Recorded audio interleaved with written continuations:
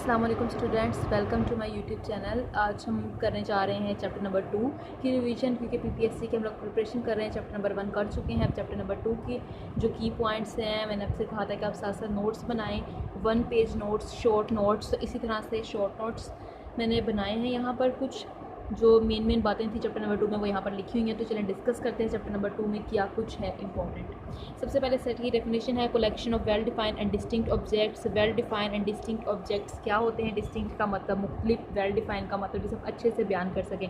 अगर आप सेट की कंप्लीट डिटेल चाहते हैं इसकी डेफिनेशन की, तो वो मैंने ग्रुप थ्योरी जब आपको करवाई थी तब मैंने कंप्लीट इसके ऊपर वीडियो बनाई थी, वहाँ से जाके आप लोग देख सकते हो।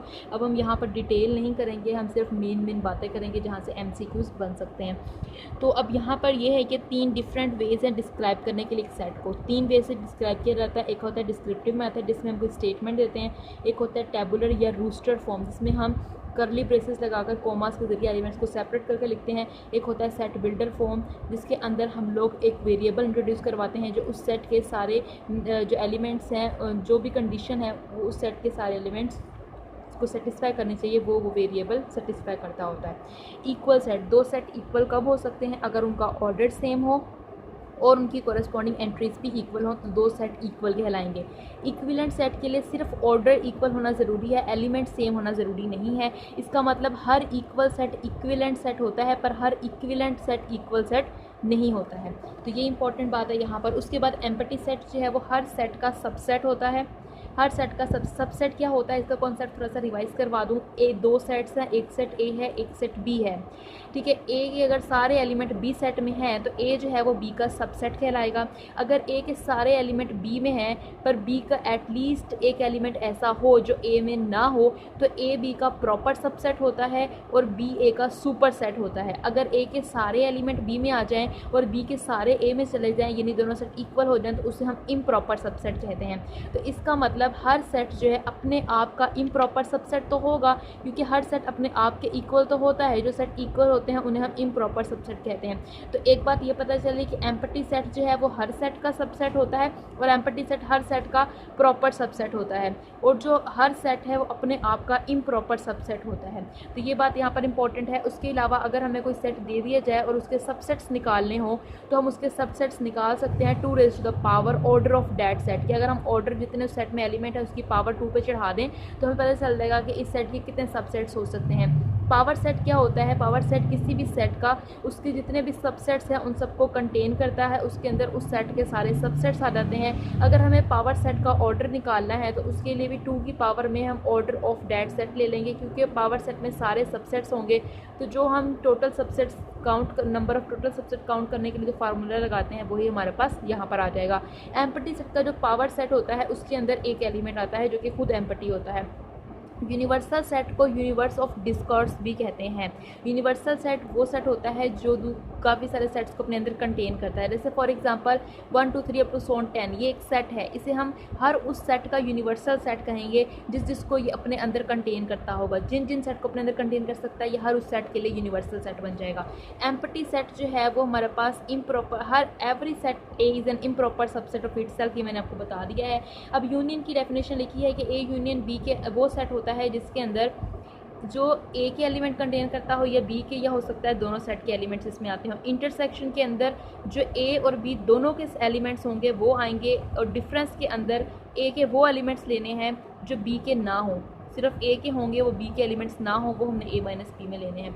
अगर हमारे पास 2 सेट्स का इंटरसेक्शन एम्पटी आ जाए, इसका मतलब होता है कि वो दोनों सेट डिसजॉइंट सेट्स हैं। A इंटरसेक्शन B अगर एम्पटी सेट ना हो और ए बी के अंदर ना लाई करता हो, ना बी ए का सबसेट हो, तो वो ओवरलैपिंग सेट होते हैं। ओवरलैपिंग सेट का मतलब ये है कि 2 सेट्स हैं, उनके अंदर कुछ एलिमेंट्स कॉमन है लेकिन एक सेट दूसरे का सबसेट नहीं है। ना ए बी का सबसेट है ना बी ए का सबसेट है। A complement is equals to universal minus A. इसका मतलब ये कॉम्प्लीमेंट, तो कॉम्प्लीमेंट में क्या होता है हमारे पास, हम यूनिवर्सल में से उस सेट को माइनस कर देते हैं। और जहाँ तक कम्यूटेटिविटी प्रॉपर्टी रही, A - B B - A के इक्वल नहीं होता है। A यूनियन B बराबर होता है B यूनियन A के, और A इंटरसेक्शन B बराबर होता है B इंटरसेक्शन A के। यहाँ तक ये थी इंपॉर्टेंट बातें चैप्टर नंबर 2 में फर्स्ट ईयर की। उसके बाद है हमारे पास कॉन्सेप्ट है वेन डायग्राम का। किसने दिया था?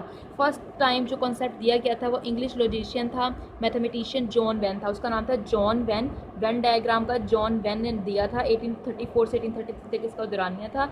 अब अगर हमें ये बहुत इंपॉर्टेंट पॉइंट है, इससे रिलेटेड एमसीक्यूज बनते रहते हैं, ये काफ़ी क्वेश्चंस में भी यूज़ होता है कि अगर हमें ए यूनियन बी की कार्डिनैलिटी फाइंड करनी हो, यानी ये देखना हो कि ए यूनियन बी में कितने एलिमेंट्स आएंगे, तादाद कितनी होगी एलिमेंट्स की, तो उसके लिए फार्मूला होता है cardinality of A plus cardinality of B minus cardinality of A intersection B के ए के जितने नंबर्स हैं, ए का जो ऑर्डर है उसको बी में जमा कर लिया जाए और उनमें से माइनस कर दिया जाए जो दोनों में कॉमन एलिमेंट्स का तादाद है उसको।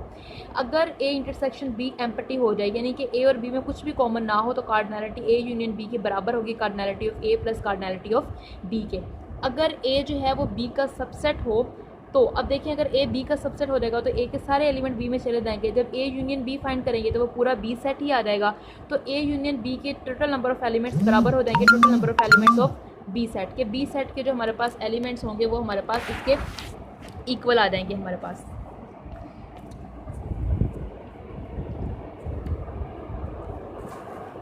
नेक्स्ट हमारे पास जो है ए इंटरसेक्शन बी हमारे पास एम्प्टी सेट हो जाएगा। अगर हमारे पास ए इंटरसेक्शन बी जो है वो एम्प्टी सेट हो, तो ए इंटरसेक्शन बी की जो कार्डिनैलिटी है वो हमारे पास क्या आ रहेगी, एम्प्टी सेट ही आ रहेगी।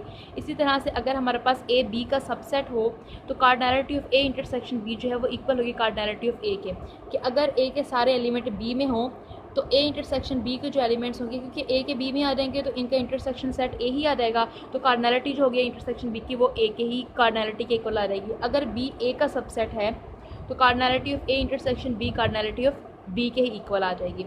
इसी तरह से है कि अगर दोनों एम्प्टी सेट इंटरसेक्शन का एम्प्टी सेट है, तो ए माइनस बी जो है वो जाहिर सी बात है ए माइनस बी पूरा ए सेट ही आ जाएगा, तो कार्डिनैलिटी जो होगी ए माइनस बी की वो ए के ही इक्वल आ जाएगी।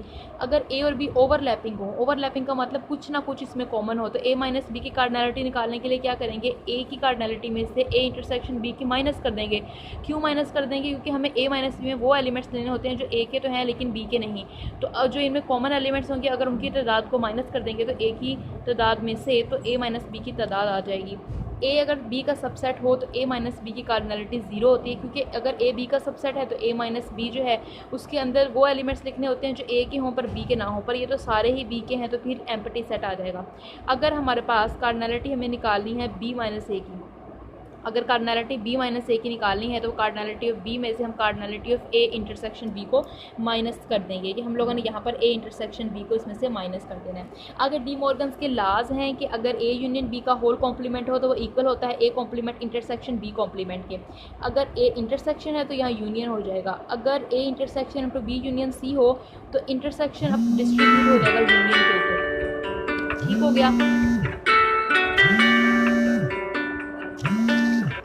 इंडक्शन हमारे पास जो है वो एक ऐसी होता है स्टेटमेंट जिसके अंदर हम लोग ओपिनियंस लेते हैं कुछ लोगों के, यानी कुछ लोगों के ओपिनियन की बेसिस पे रिजल्ट बनाया जाता है। जैसे कि अगर एक पर्सन है उसे पेंसिलिन के इंजेक्शन से एलर्जी होगी, उसने 2 दफ़ा लगवाया या 1 दफ़ा लगवाया, तो उसने ये जनरलाइज़ कर लिया कि वो उसे पेंसिलिन से एलर्जी है। तो कुछ लोगों के कॉन्टैक्ट से जो हम लोग ओपिनियन बनाते हैं वो हमारे पास इंडक्शन कहलाता है। ठीक हो गया। डिडक्शन क्या होता है, जो कि पहले से जाना माना हो। डिडक्शन होता है जिसका पहले से रिजल्ट निकला हुआ हो। जैसे कि अगर हम किसी लायर से, किसी डॉक्टर से अगर हम कंसर्न करते हैं तो उसकी रेपुटेशन के हिसाब से करते हैं, जो कि पहले से ही हमारे पास उसका रेपुटेशन के बारे में पता होता है, तो वो पहले से ही जिस स्टेटमेंट के बारे में पहले से नताइज निकाले जा चुके हों उसके ऊपर जो रीजनिंग देनी, उसके ऊपर जो कंक्लूजन करना होता है वो डिडक्शन कहलाता है। अब यहाँ पर इंपॉर्टेंट पॉइंट ये है कि ग्रीक फिलोसफर अरिस्टोटल जो था उसने इसको इलिस्ट्रेट किया था इस मैथमेटिक्स डिडक्शन मेथड को, और उसने इसके ऊपर 13 बुक्स लिखी थी ज्योमेट्री की। उसने 13 बुक्स ज्योमेट्री की लिखी थी और उसे एलिमेंट्स कहा जाता है। 17वीं सेंचुरी के एंड में जो है जर्मन मैथमेटिशियन लेबनीज था, उसने इसको सिम्बोलाइज किया था डिडक्शन को, और फिर और भी ज़्यादा आसान हो गया था डिडक्शन को अप्लाई करना। ठीक है। नेक्स्ट है प्रोपोजिशन। प्रोपोजिशन एक ऐसी डिक्लेरेटिव स्टेटमेंट होती है जो या तो ट्रू होगी या फॉल्स होगी, उसे हम प्रोपोजिशन कहते हैं। प्रोपोजिशन एक ऐसी स्टेटमेंट होती है जो या तो ट्रू होगी या फॉल्स होगी। जैसे अभी हम लोग ट्रूथ टेबल बनाएंगे तो पी और क्यू हम नाम देंगे कि P true, true false, false. वो जो पी और क्यू हैं वो प्रोपोजिशंस होंगी। अब अरिस्टोटल ने क्या कहा था, अरिस्टोटल ने ये कहा था कि कोई अगर स्टेटमेंट है वो या तो ट्रू हो सकती है या फॉल्स हो सकती है, तीसरी कोई पॉसिबिलिटी नहीं होती। ये अरिस्टोटल लॉजिक्स हैं, और अगर कहीं थर्ड पॉसिबिलिटी एग्जिस्ट करती है तो वो नॉन अरिस्टोटल लॉजिक्स होंगी। ये यहाँ पर इंपॉर्टेंट डेफिनेशन थी। अब नेक्स्ट जो हम लोगों ने सिंबल्स यूज़ करनी है ट्रुथ टेबल बनाने के लिए, क्योंकि इस तरह के एमसीक्यूज अक्सर आते हैं पीपीएससी में, जहाँ टेटोलॉजी फाइंड करनी है या ऑब्जर्विटी, तो उसके लिए हमें ट्रुथ टेबल का पता होना चाहिए। तो उसके लिए देखें, ये सिंबल जो है ये नॉट के लिए यूज़ होता है, यानी नॉट पी, यानी कि अगर पी जो है वो प्रोपोजिशन है, अगर पी ट्रू होगी तो नॉट पी लग के वो फाल्स हो जाएगी, अगर पी फाल्स है तो वो नॉट पी लग के ट्रू हो जाएगी। इसे निगेशन भी कहा जाता है। और ये सिंबल है एंड की, and P and Q. P and के लिए ऑपरेशन के लिए इस तरह से यूज़ होता है कि अगर दोनों स्टेटमेंट जो है ट्रू होंगी तभी ट्रू होगा, अगर एक भी फाल्स होगी तो ये फाल्स हो जाएगा। पी एंड क्यू यानी दोनों अगर ट्रू होंगी तभी ट्रू होगा। ये और की सिंबल है पी और क्यू, यानी पी और क्यू दोनों प्रोपोजिशंस अगर हमारे पास एक भी इनमें से ट्रू हो जाती है तो ये ट्रू होगा, अगर दोनों फाल्स हुई तभी ये फाल्स होगा, अदरवाइज ये ट्रू ही रहेगा। उसके बाद ये है इम्प्लीकेशन की symbol, if P then Q, ये है इफ़ एंड ओनली इफ़ की सिंबल। अब यहाँ पर हमारे पास है निगेशन के लिए ऐसे है कि ट्रू है तो फाल्स हो जाएगा, फाल्स है तो ट्रू हो जाएगा। कंजक्शन मैंने अब ये जो हमने एंड ऑपरेशन पढ़ा है इसको कंजक्शन भी कहा जाता है, ये कंजक्शन भी है एंड भी है, और इसका ट्रू स्टेबल ऐसे होगा, अगर दोनों ट्रू होंगी तो ट्रू होगा, अगर एक भी फाल्स होगी तो ये फाल्स हो जाएगा। ठीक हो गया। उसके बाद हमारे पास है डिसजंक्शन, और ऑपरेशन जो हमने देखा है उसे हम डिसजंक्शन कहते हैं, डिसजंक्शन और को कहते हैं, और ये हमारे पास फाल्स तभी होगी जब दोनों प्रपोजिशंस जो हैं वो फाल्स हो जाएं, अगर एक भी ट्रू हुई तो ये ट्रू हो जाएगी। उसके बाद इम्प्लीकेशन या कंडीशनल है, जो हमने पी इम्प्लाइज क्यू किया है वो इम्प्लीकेशन है, ठीक है, जिसके अंदर हमने ये सिंबल यूज़ करते हैं। और पी इम्प्लाई क्यू के अंदर पी जो है वो एंटीसीडेंट होता है या हाइपोथीसिस होता है, क्यू जो है वो कॉन्सिक्वेंट होता है या कंक्लूजन होता है। पी इम्प्लाइज क्यू में ये जो है पी इसे एंटीसीडेंट या हाइपोथेसिस कहते हैं और क्यू को कंक्लूजन या कॉन्सिक्वेंट कहते हैं। अगर ये जो हमारे पास पी इम्प्लाई क्यू है ये तभी फाल्स होगा अगर हाइपोथेसिस ट्रू हो जाए और कंक्लूजन फाल्स हो जाए, अदरवाइज ये ट्रू ही रहना है। यानी कि ये हाइपोथेसिस है, पी अगर क्यू को इम्प्लाई करता है तो ये हाइपोथेसिस है, ये कंक्लूजन है। अगर हाइपोथेसिस ट्रू हो और कंक्लूजन फाल्स हो जाए तभी ये फाल्स होगा, अदरवाइज हमेशा ये ट्रू रहेगा। यानी अगर दोनों हाइपोथेसिस ट्रू हैं तो अगर हाइपोथेसिस और कंक्लूजन दोनों ट्रू हैं तो ट्रू होगा, अगर हाइपोथेसिस ट्रू है कंक्लूजन फाल्स है तो ये फाल्स हो जाएगा। अगर हाइपोथेसिस फाल्स हो कंक्लूजन ट्रू हो तब भी ये ट्रू होगा, अगर हाइपोथेसिस और कंक्लूजन दोनों फाल्स हो तब भी ये ट्रू होगा। सिर्फ फाल्स उस केस में होगा जब हाइपोथेसिस ट्रू हो और कंक्लूजन फाल्स हो जाए, तब ये फाल्स होगा। बाई कंडीशनल में होता है पी, ये वाली सिंबल यूज़ होती है, ये तभी हमारे पास फाल्स होगा, ये तभी ट्रू होगा जब दोनों स्टेटमेंट ट्रू हों या दोनों फाल्स हों। ये भी मैं आपको बताती हूँ कैसे। ये इस तरह से है कि अब जैसे यहाँ पे टेबल बना हुआ है, पी इम्प्लाई करता है क्यू को, क्यू इम्प्लाई करता है पी को, एंड पी जो है वो बाई कंडीशनल होगा। पी इम्प्लाई क्यू पहले फाइंड करेंगे, पी इम्प्लाई क्यू में क्या होगा कि ये हाइपोथेसिस ये कंक्लूजन, यहाँ पे ये हाइपोथेसिस ये कंक्लूजन, अगर हाइपोथेसिस ट्रू हो कंक्लूजन फाल्स हो जाए ये तभी फाल्स होगा, अदरवाइज ये ट्रू ही रहना है। अगर ये ट्रू हो और ये फाल्स हो जाए तब ये फाल्स होगा, अदरवाइज ये ट्रू ही रहेगा। अब इनका जो बाई कंडीशनल होगा उसमें ये होगा अगर ये दोनों ट्रू हुए तब ट्रू होगा, अगर ये दोनों फाल्स हुए तब ये ट्रू होगा, तब ये ट्रू होगा, अदरवाइज ये हमेशा फाल्स रहेगा। यानी कि अगर दोनों स्टेटमेंट ट्रू हो या दोनों स्टेटमेंट फाल्स हो तब ये ट्रू होगा, अदरवाइज ये फाल्स ही रहेगा।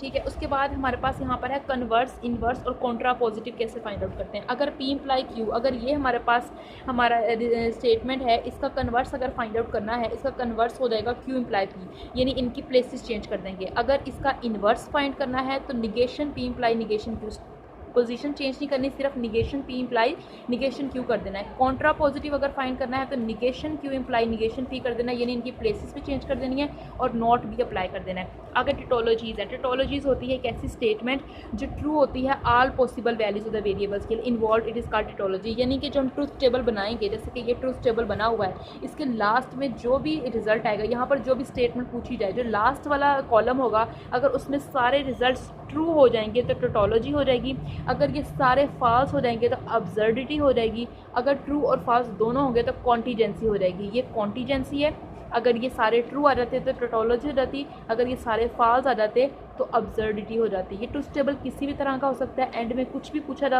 हुआ फाइंड करने के लिए जो भी हो उसके एंड में ऐसे होना चाहिए तो हमारे पास वो हो जाएगा। क्वांटिजेंसी या बजरिटी का पता चल गया।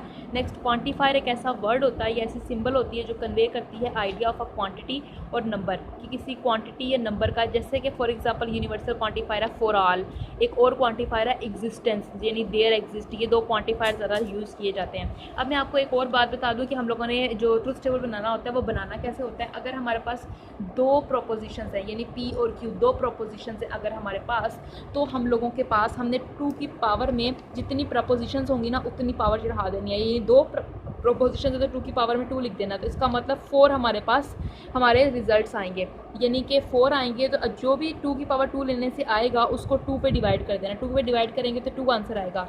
तो जो पहले वाला कॉलम होगा यानी हाइपोथेसिस वाला यानी पी वाला, उसमें क्या करना है, उसमें 2 दफ़ा जो यहाँ पर आंसर आएगा उतनी दफ़ा ट्रू लिखना है और उतनी दफ़ा फॉल्स लिख देना है। 2 आया तो 2 दफ़ा ट्रू 2 दफ़ा फॉल्स, और फिर जो उससे अगले वाला होगा फिर हमने उसका भी हाफ कर देना है, उसका हाफ करेंगे तो 1, जो 1 आया है तो 1 दफ़ा ट्रू 1 दफ़ा फॉल्स 1 दफ़ा ट्रू 1 दफ़ा फॉल्स। अब फॉर एग्जांपल अगर 3 प्रपोजिशन होती यानी पी क्यू और आर होती तो 2 की पावर 3 ले लेनी है तो 8 आ जाएगा। इसका मतलब 8 टोटल हमारे पास हमारे जो हैं वो आएंगी, हमारे रिजल्ट्स हैं वो टोटल 8 होंगे। अब 8 होंगे तो इसका मतलब 8 को हमने करना है 2 पे डिवाइड तो 4, इसका मतलब पहले वाले में 4 ट्रू 4 फॉल्स लिख रहे हैं, और जो फिर इसका हाफ करेंगे तो आएगा 2। इसका मतलब जो अगला क्यू होगा उसमें 2 ट्रू 2 फॉल्स 2 ट्रू 2 फॉल्स, जब तक 8 पूरे नहीं हो जाएंगे तब तक लिखेंगे। फिर इसको अगेन 2 पे डिवाइड करेंगे तो 1, इसका मतलब जो आर वाला कॉलम होगा उसमें 1 true 1 fall 1 true 1 fall 1 true 1 fall, इस तरह से हम लोग टेबल बनाएंगे। ठीक हो गया, उम्मीद करती हूँ यहाँ तक आपको समझ में आया होगा। नेक्स्ट हमारे पास है बाइनरी रिलेशन, कि अब हमारे पास कोई से भी 2 हमारे पास सेट हैं ए और बी। ठीक हो गया। अच्छा, एक और बात देख लें कि हमारे पास अगर यूनियन हो तो उसके लिए हम लोग पी और क्यू यूज़ करते हैं, अगर इंटरसेक्शन हो तो पी एंड क्यू यूज़ होता है, कॉम्प्लीमेंट के लिए निगेशन यूज़ होता है। ठीक हो गया। Binary relation A cross B है, इसमें X comma Y order pair type के एलिमेंट होते हैं, पहला एलिमेंट पहले सेट को बिलोंग करता है, दूसरा दूसरे सेट को बिलोंग करता है। अब कोई भी अगर हम इस कार्टेशियन प्रोडक्ट का कोई भी सबसेट लेते हैं तो वो बाइनरी रिलेशन कहलाता है। अगर हमें एक सेट से दूसरे सेट में फाइंड करना हो कि इसके कितने बाइनरी रिलेशंस बने हैं, उसके लिए हमें 2 की पावर में ए क्रॉस बी का ऑर्डर यानी एम क्रॉस एन लिख देना था, पता चल जाएगा कितने रिलेशंस हैं। फर्स्ट एलिमेंट जो ऑर्डर पेयर का होता है वो डोमेन होती है, और जो सेकंड होता है वो रेंज होती है। फंक्शन एक ऐसा रिलेशन होता है जिसकी अगर हमारे पास डोमेन पूरा सेट ए आ जाए और जो ऑर्डर पेयर का फर्स्ट एलिमेंट है, जितने भी ऑर्डर पेयर है, फर्स्ट एलिमेंट अगर रिपीट ना हो यानी बार रिपीट ना हो रहा हो तो वो हमारे पास रिलेशन फंक्शन बन जाता है। इनटू फंक्शन वो होता है जब रेंज एफ जो है, अब फंक्शन को एक ग्राफिकल मेथड से भी हम लोग चेक कर सकते हैं, वो होता है वर्टिकल लाइन टेस्ट। अगर किसी भी फंक्शन का ग्राफ बना हुआ है तो हम उसके ऊपर वर्टिकल लाइन ड्रॉ करके अगर वो किसी एक पॉइंट पे टच करता है तो वो फंक्शन का ग्राफ होगा, अदरवाइज वो रिलेशन तो होगा लेकिन फंक्शन नहीं होगा अगर एक से ज़्यादा पॉइंट पे करता है। इनटू फंक्शन वो होता है जिसमें रेंज जो होती है फंक्शन की वो सेट बी के इक्वल आ जाए, यानी जो भी इसकी रेंज है वो पूरे का पूरा ये सेट बी ना आए तो वो इनटू, अगर आ जाए तो वो ऑन टू, कि अगर रेंज एफ इस सेट बी के इक्वल ना आए तो इनटू, और अगर इस बी के इक्वल आ जाए तो वो ऑन टू फंक्शन होता है। अगर आप कंप्लीट फंक्शन का टॉपिक पढ़ना चाहते हैं तो वो मेरी ग्रुप थ्योरी की जो बनी हुई है प्लेलिस्ट उसके अंदर आपको मिल जाएगा फंक्शन का कंप्लीट टॉपिक वहाँ पर। अब यहाँ हम इतने डिटेल से नहीं कर सकते, हमें मेन चीज़ें देखनी है, तो इसलिए मैं यहाँ पर थोड़ा फास्ट चल रही हूँ क्योंकि ये सब मैंने आपको वहाँ पर करवाया हुआ है। ऑन टू फंक्शन ये भी करवाया हुआ है कि फ़ंक्शन कैसे निकालने हैं, उन कितने फंक्शंस होंगे, इन टू कैसे निकालने हैं, ऑन टू टोटल कितने होंगे, सब हमने वहाँ किया हुआ है। उसके बाद है 1 फंक्शन एक ऐसा होता है जिसके अंदर सेकंड जो होता है ना एलिमेंट ऑर्डर पेयर का, वो जो है वो रिपीट ना हो रहा हो। ठीक हो गया। बाइजेक्टिव मैप वो होती है जो 1 और ऑन टू दोनों होती है। लीनियर फंक्शन की डिग्री 1 होती है, क्वाड्रेटिक फंक्शन की डिग्री 2 होती है। उसके बाद हमारे पास इन्वर्स है फंक्शन का। इन्वर्स है फंक्शन का वो तभी एग्जिस्ट करेगा जब हमारे पास 1 और ऑन टू दोनों फंक्शंस हो जाएं। अब जैसे यहाँ पर मैंने दिया हुआ है कि 1 2 3 एक सेट है और इसके ऊपर ये इस तरह का रिलेशन डिफाइन है। अब हमें यहाँ पर फाइंड आउट करनी है इसकी डोमेन, यानी इस सेट के साथ रहते हुए। तो ए क्रॉस ए हमने फाइंड आउट कर लिया यहाँ पर। अब हमारे पास y = x इस रिलेशन के रिस्पेक्ट से, कि जहाँ पर y x के बराबर हो, तो वो है 1 1 2 2 3 3 और 4 4, ये आ जाएगा और इसकी डोमेन आ जाएगी 1 2 3 4। इसी तरह से एक फंक्शन है y = 2x + 3, ये एक फंक्शन है। अब ये चेक करना है कि इसका इन्वर्स भी क्या एक फंक्शन होगा। इन्वर्स निकालेंगे तो x को यहीं पर रखेंगे, y को उधर ले जाएंगे, फिर हम x की जगह y और y की जगह x पुट कर देंगे। तो ये जो इन्वर्स आएगा ये भी हमारे पास एक फंक्शन होगा, क्योंकि हमारे पास ये y = x - 3/2 जो है ये भी हमारे पास अगेन एक फंक्शन ही बन रहा है। y = 4x ये एक फंक्शन नहीं है क्योंकि ये पैराबोला का ग्राफ है। पैराबोला का ग्राफ को वर्टिकल लाइन ड्रॉ करवाएं तो ये 2 पॉइंट पर टच करेगा तो ये नहीं होगा, लेकिन इसका इन्वर्स फंक्शन होगा क्योंकि वो x = y² / 4 है, ये हमारे पास होगा फंक्शन। x² + y² = 9 ये एक सर्कल का ग्राफ है, सर्कल का फंक्शन है। सर्कल जो है वो हमारे पास देखो उसके ऊपर अगर वर्टिकल लाइन ड्रा करते हैं वो हमेशा 2 पॉइंट पर टच करेगा, तो ये फंक्शन का ग्राफ नहीं है और इसका इन्वर्स भी फंक्शन नहीं होगा। यूनरी ऑपरेशन क्या होता है? यूनरी ऑपरेशन वो होता है जैसे कि हमारे पास स्क्वायर रूट हो गया, निगेशन हो गया, एक्सट्रैक्शन ऑफ स्केयर रूट हो गया, स्केयरिंग करना हाई पावर तक, ये सारे के सारे जो होते हैं ऑपरेशन, इन्हें हम यूनरी ऑपरेशन कहते हैं। उसके बाद आती है बारी बाइनरी ऑपरेशन की, कि बाइनरी ऑपरेशन क्या होता है। बाइनरी ऑपरेशन एक ऐसा फंक्शन होता है, किसी सेट पर अगर बाइनरी ऑपरेशन डिफाइन करना है तो हमें उस सेट का कार्टेशियन प्रोडक्ट लेना है और उसी सेट पर तक जाना है, और अगर उसने कोई प्रॉपर्टी होल्ड कर ली तो वो बाइनरी ऑपरेशन होगा उस सेट के ऊपर। जी अगर कोई नॉन एम्पटी सेट हो, अगर जी ने इस बाइनरी ऑपरेशन के रिस्पेक्ट से कोलेयर प्रॉपर्टी होल्ड कर ली।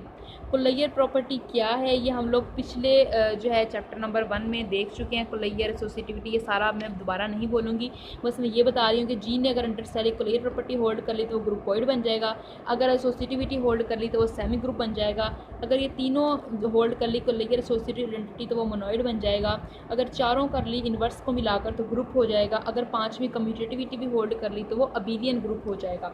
अब एन अंडर एडिशन जो है नेचुरल नंबर वो मोनोइड होता है, जेड अंडर एडिशन क्यों, ये मैं उनको रिवाइज सिर्फ इसलिए करवा रही हूँ कि सिर्फ हम कर रहे हैं रिवाइंड, कि हमारे पास रिमाइंड हो जाए कि ये चीज़ें इसके अंदर दी हुई हैं कि ये हमने पढ़ ली हैं, क्योंकि मैंने ग्रुप का पूरा कोर्स आपको करवाया है। उस पूरे कोर्स में ये एग्जांपल्स मैंने प्रूफ करवाई हुई हैं, तो इस वजह से अब मैं इन्हें बार बार प्रूफ नहीं करवा रही, सिर्फ आपको रिमाइंड करवा रही हूँ कि ये बातें हमें आती हैं, ये हमने कर ली हैं, और यही सेकेंड ईयर और फर्स्ट ईयर की बुक्स में लिखा हुआ है, ताकि हमें पता चल जाए कि हमने इतनी बातें कर ली हैं और ये हमें आती हैं। ठीक है। अब पावर सेट जो होता है ना, मतलब सेट, पावर सेट किसी भी सेट का वो सिमेट्रिक डिफरेंस के लिहाज से ग्रुप होता है, यूनियन के लिहाज से मोनोइड होता है और इंटरसेक्शन के लिहाज से सेमी ग्रुप होता है। ठीक है। अगर आप चाहते हैं कि इसके ऊपर आपको डिटेल वीडियो मिले तो आप कमेंट सेक्शन में बता सकते हैं, मैं इसके ऊपर आपको डिटेल वीडियो भी दे दूँगी। जी जो है वो सेट है 2x2 नॉन सिंगुलर मैट्रिसेस का, ये अंडर मल्टीप्लिकेशन ग्रुप होता है और नॉन अबेलियन होता है, और यही इन्वर्स जो है आइडेंटिटी और इनवर्स जो है वो हमारे पास हमेशा यूनिक होता है। और जी अगर हमारे पास 2x2 मैट्रिसेस का ग्रुप हो अंडर एडिशन तो वो भी हमारे पास ग्रुप होता है और वो अबेलियन भी होता है हमारे पास। ठीक हो गया। तो ये हमारे पास चैप्टर नंबर 2 कंप्लीट हो गया। अब नेक्स्ट हमें करना है चैप्टर नंबर 3, वो नेक्स्ट वीडियो में करेंगे स्टूडेंट्स। अगर आपको वीडियो अच्छी लगे तो लाइक एंड शेयर कीजिएगा, और अगर आपको है इसमें और ज़्यादा डिटेल चाहिए तो आप मुझे कमेंट सेक्शन में बता सकते हैं। मैंने ये छोटे छोटे से पॉइंट लिखकर आप लोगों को इसलिए बताएं क्योंकि ये सारी चीज़ें आसान थी, और ये उम्मीद करते हैं आप लोगों को समझ आई होगी। अगर आप लोगों को कोई भी कन्फ्यूजन है, नहीं समझ आ रही इस तरह से तेज़ फास्ट करने से, तो आप लोग बता सकते हो, फिर मैं आपको स्लो भी काम करवा सकती हूँ। ठीक है। तो नेक्स्ट वीडियो में नेक्स्ट चैप्टर करेंगे। ओके, अल्लाह हाफ़िज़।